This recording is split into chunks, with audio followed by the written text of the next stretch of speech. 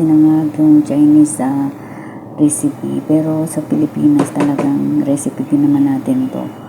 Ayan guys, nagluto ako ng kanin, yung plain rice lang. Tapos naggayat ako dyan ng carrots at saka meron din tayong green peas at saka itlog. Tapos yung sweet corn. So yan yung hinalo natin dyan. Tapos ito naman yung pinakang ulam niya. Ayan naman, nagkahit ako ng chicken breast yan. Tapos binabad ko lang siya sa garlic powder, onion powder, tapos soy sauce. Tapos isiniparate ko siya habang nagsasangag ako ng kanin. So ayan guys. Tapos nung nakapagsangag na ako, ang ginawa ko naman ay ayun, inano ko siya parang sinangkot sa siya doon sa apoy. Tapos gumawa din ako dito ng sauce. At yan yung sauce natin.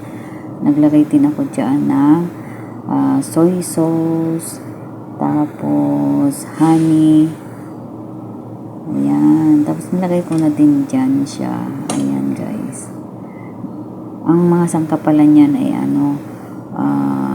garlic. Yung inano ko lang siya, tinadtad ng pino dyan sa ating sauce na nilagay. Ayan.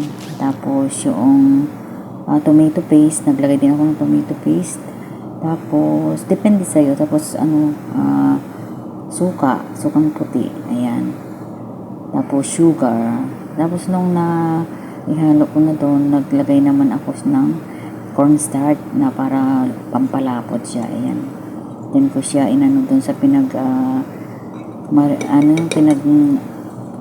timplahan ko noong ating sauce na nauna. Tapos yan hinalo ko lang dyan. At tapos hinintay nating medyo pakuluin hanggang sa lumambot yung manok, yung chicken. Yan, kinayat ko lang siya ng medium size na cubes. Yan. Tapos sinalo ko lang. Tapos fast forward, nung medyo malambot na, tinignan ulit natin kung okay na yung lasa.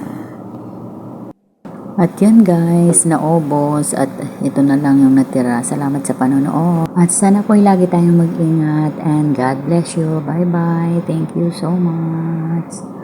Salamat po ng marami.